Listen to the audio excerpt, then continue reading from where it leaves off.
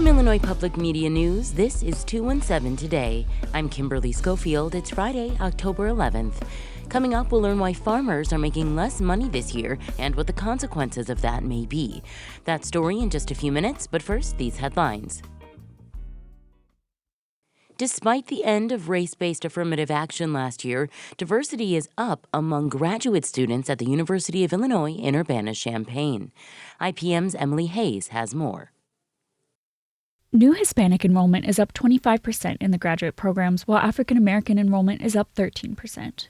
Wojtek Hachko-Zyko is the dean of the graduate college. He says U of I has promoted inclusive and holistic admissions even before the U.S. Supreme Court banned colleges' ability to use race as a factor. We certainly doubled down on that by working with departments to give them advice with respect to how they can do their admissions processes. Even with the increases, fewer than 7% of graduate students overall are Hispanic. About 5% are Black, including multiracial students. I'm Emily Hayes with IPM News. I'm Emily Hayes.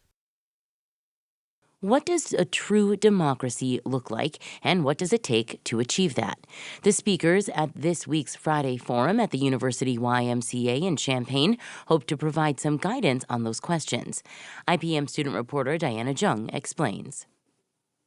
Marie Schramm is a co-founder of the Institute for Public Life and Work based in Minneapolis. She says it is important to equip everyday people to do the work of solving problems in their communities, since this is a critical part of an effective democracy. Schramm says she has seen this approach work in communities around the globe. We would give them projects to do together, and over and again they just amazed us with their capacity to work with people in their communities. She says she also supports nonviolent approaches to problem solving. I'm Diana Zhang, IPM News. State lawmakers are returning to Springfield next month for a short legislative session, and top of mind for some Democrats is gun control. Mawa Iqbal has more. A group of lawmakers want additional gun regulations. They're proposing to increase the age requiring safe gun storage in homes from 13 to 18 years old. And they also want to shorten the time period to report a gun lost or stolen to authorities from 3 days to 2 days. Here's Senator Ram Villavalam. We need to ensure that all of our gun owners are responsible and they know what they need to do to keep everybody safe, including our youth. The group also wants to keep firearms away from those accused of domestic violence. I'm Mawa Iqbal. Hailstorms did a lot of damage to cranberry marshes in central Wisconsin earlier this year. The state produces more than half of cranberries grown in the U.S.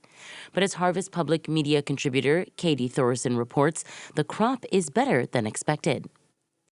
The hail damage turned out to not be extensive, and a late-season warm spell gave the crops the boost they needed.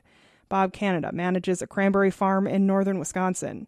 He says this year's crop is roughly double what they normally produce. You hope that it's something that you did right, but Mother Nature is plays the ultimate role in everything. Wisconsin is now expected to produce more than 5 million barrels of cranberries this year. Harvest runs through the end of the month. For Harvest Public Media, I'm Katie Thorson. Harvest Public Media is a collaboration of public media newsrooms in the Midwest and Great Plains.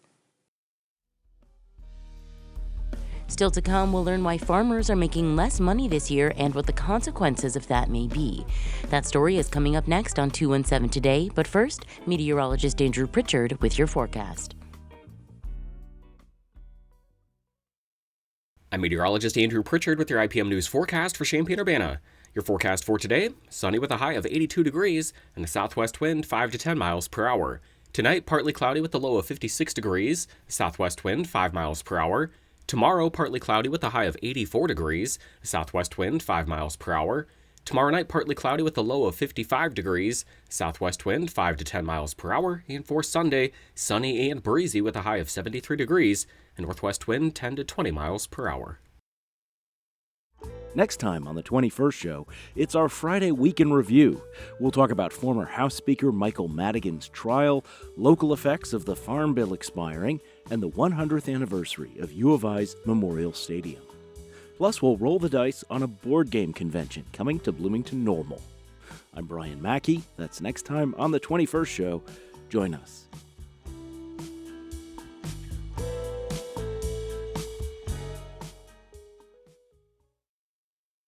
You're listening to 217 Today. I'm Kimberly Schofield. Over the last 2 years, agriculture in the United States has been riding the highs of elevated crop prices and record incomes. But farm income is projected to dip this year. Harvest Public Media contributor Will Bauer reports on what that means for farmers and the larger ag economy. After days of rain, fifth-generation Illinois farmer Nick Kohler is finally able to get into his cornfields. Now today's a beautiful day for harvest, nice blue skies. The last couple of years, the prices were really good for Kohler's corn, wheat, and soybeans, meaning a pretty good profit. But this year, with lower crop prices and thinner profit margins, he's thinking twice about spending on big items. We're kind of at the necessity purchases right now. If we need something, we're going to make it work. But, we're not going to maybe look to upgrade anything this year.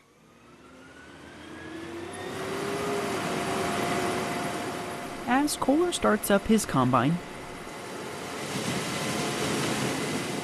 he says he'd rather fix big equipment like this than trade it in. That fiscal caution among farmers like Kohler is already impacting the ag equipment sector. The biggest player in this space is John Deere. It's the first year of a downturn. That's Mig Dobre. He's an analyst of John Deere for the financial firm Baird. Dobre has watched as Deere's equipment sales dropped by 20% last quarter. In turn, the ag machinery giant has cut production, and that's led to hundreds of layoffs in states like Iowa and Illinois. In our opinion, this is going to stretch into 2025. It's pretty unlikely to experience a one-year downturn when it comes to farm equipment demand. These downturns are usually anywhere between 2 to 4 years. And our view is that this one is probably going to be a 2 to 2.5 year downturn. And Dobre says Deere isn't alone. Initially, the U.S. Department of Agriculture thought the broader ag economy was going to be much worse. Earlier this year, the USDA projected farm income would dip 26% from last year. This fall, the agency updated its projections. Instead, farm income will drop by just 4.5%. Agricultural economics professor Joe Jansen at the University of Illinois says farm income is returning to more normal levels. It's a situation that obviously is difficult for the farmer because they are getting squeezed. Profitability on the farm is going to be very difficult to come by, but that's sort of not anything that U.S. agriculture is doing. It's driven largely by global commodity markets. Global supply has grown, meaning there's less demand for U.S. crops, and that's driven prices down. With less money coming in, some farmers are also holding off on buying land. Tim Johnson is an area vice president for Farmers National Company, which specializes in ag real estate. Johnson says prime farmland is still generating demand, but lower-tier farms, not as much. Johnson says interest rates are also a factor. When you deal with the volume of what these land prices are, that interest rate really adds up quickly. And so that truly causes a level of conservatism to come into play. Land is a tricky one, though. It may only become available when a neighbor retires or someone dies, meaning farmers might have to take the risk even when the economics aren't working in their favor. And another trend economists are seeing is that farmers are taking on a little more debt. Economist Ty Kreitman with the Federal Reserve Bank of Kansas City says that makes sense since farmers don't have as much liquidity, meaning cash, as they did before. The past couple of years, loan demand was sort of subdued because there was a lot of liquidity. And now we're sort of seeing that liquidity is sort of running down, and now we're seeing higher usage of debt. And the USDA is projecting that bankruptcy rates will increase in 2024 after record lows last year. At the same time, there are some bright spots. The Federal Reserve cut interest rates by 0.5 point this fall and could make more cuts later this year, making loans less expensive in the long run. For Harvest Public Media, I'm Will Bauer. Harvest Public Media is a collaboration of public media newsrooms in the Midwest and Great Plains. That's it for today. 217 Today is produced by Stephanie Mosqueda. Reporting today contributed by Emily Hayes, Diana Jung, Mawa Iqbal, Katie Thorson, and Will Bauer. Music by the Kilbourne Alley Blues Band. Reginald Hardwick is our news director. I'm Kimberly Schofield. 2 and 7 Today is a production of Illinois Public Media. Thanks for listening, stay safe, and we'll talk to you again on Monday. Have a great weekend.